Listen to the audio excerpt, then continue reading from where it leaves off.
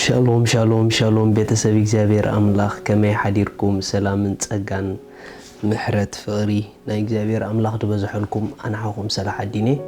ካብ ንክርስቶስ ዝገልጽ ትውልድ ዓለም ለሃ ቤተ ክርስቲያን ናይ መዓልቲ ቃል ድብል ፕሮግራምና እዩ ኩሉ ግዜ ንጎንጎ ንሰደዩ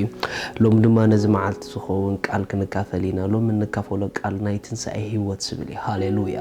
ናይ ትንሳኤ ህይወት ፕሬዝ ጋድ ጎይታ ተንሲ ክብርን እግዚአብሔር አምላክ ይኹን ንሱ አምስቶም ሞታት አይትድለዩ ኢሉን ዋይ ተተባሃለ አምስቶም ሞታት የለን ንሱ ተንሲ ክብርን እግዚአብሔር አምላክ ይኹን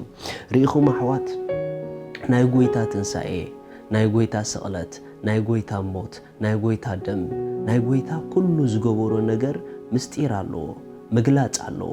ብዙሕ ጊዜ ሰባት ተሰቂሉ ይብሉ ተንሲ ይብሉ ሞይቲ ይብሉ ንጎይታና አምኑ ኢና ይብሉ ነገር ግን በትንሳኤ እንታይኹም ከሲብኩም ትንሳኤ ንሱኹም ምንታይ ይርክባሎ ንምንታይ ሞይቱ ንምንታይ ተሰቂሉ ኢልካም ሰሓተት ካይም ግን አይምሉስልካንዮም ስለዚ ክሳዕ ነቲ ነገረት ደይፈለጥካዮ ክሳዕ ፍልጠት ትንሳኤኡ ፍልጠት ሞቱ ፍልጠት ስቕለቱ ዘይብልካ አይተአምኖን ኢኻ ንጎይታ ወላ እኳ አምኖ እንተበልካ አይተአምኖን ኢኻ ምኽንያቱ ትክክለኛ እምነት ውጽኢት ትክክለኛ ፍልጠት እዩ ክብርን እግዚአብሔር አምላክ ይኹን መጽሐፍ ቅዱስ ከምዚ ኢሉ ሎሚ ገለ ስለ ናይ ትንሳኤ ህይወት ክንዛረቢና ነቲ ተአምኖ ክትፈልጦለካ ማለት እዩ ከምዚ ኢሉ ራእይ ዮሐንስ ምዕራፍ 1 ጥቅስ 4 ክሳብ 5 ዘሎ ዮሐንስ ነተናብ ኤስያ ዘለዋ 7 ማሕበራት ካብቲ ዘሎን ዝነብርን ዝመጽእን ካብቶም ኣብ ቅድሚ ዝፋኑ ዘለው 7 መናፍስትን ካብቲ እሙን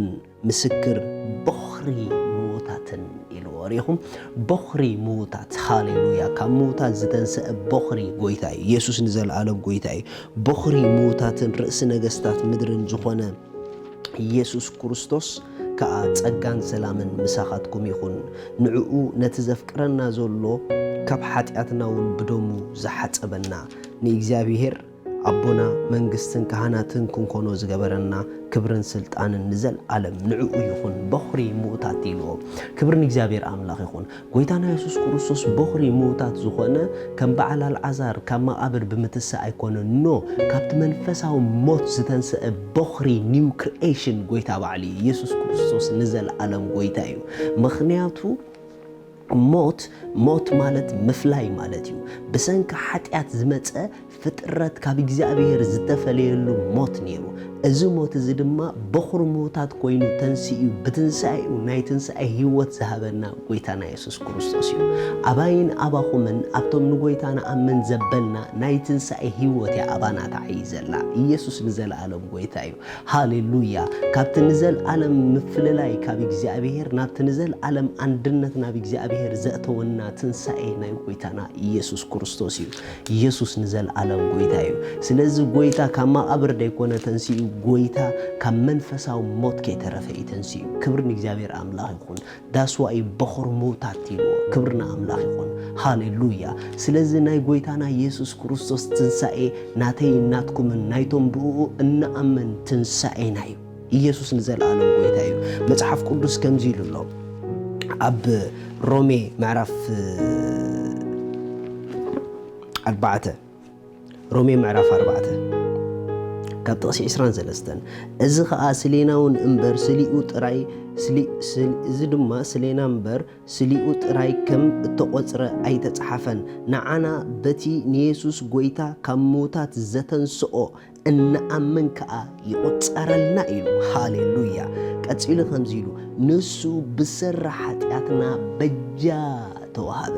ስለ ኃጢአትና በጃ ተዋሃበ ስለ ኃጢአትና ሞተ ስለ ኃጢአትና ተሰቀለ ቀጽሉ ግን እንታይሉ ስለ ጽድቅናውን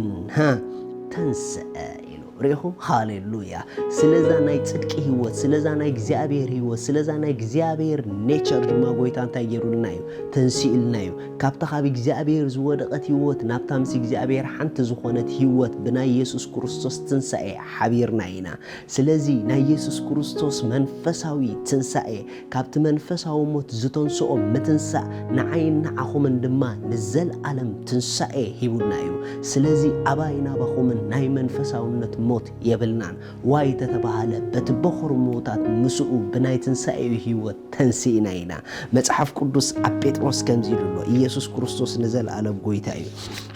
ቀዳማይ ጴጥሮስ ማታ ጆራሲ ካላቦሳ ሃሌሉያ ክብር ንእግዚአብሔር አምላክ ይሁን ቀዳማይ ጴጥሮስ ምዕራፍ 1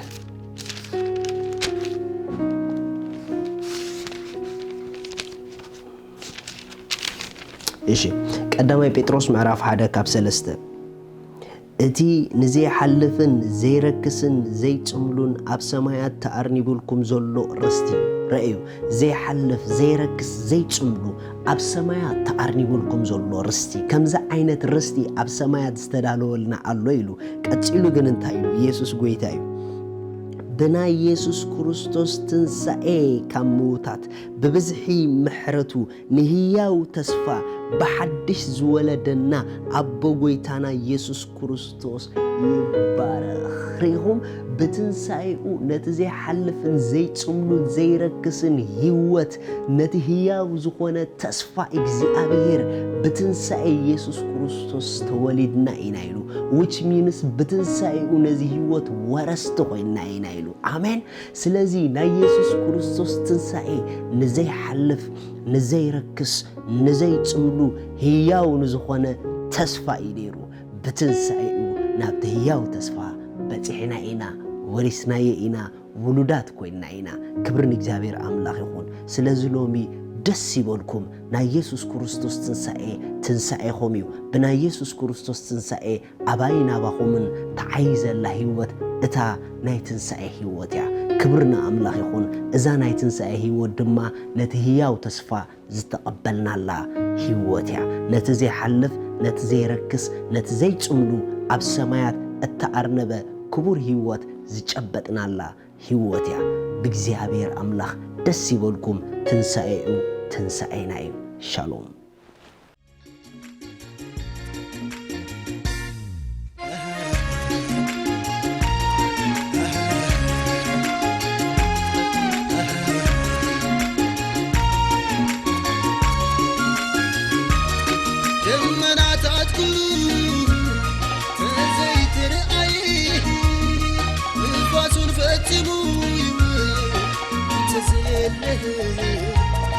Let's go down, good day you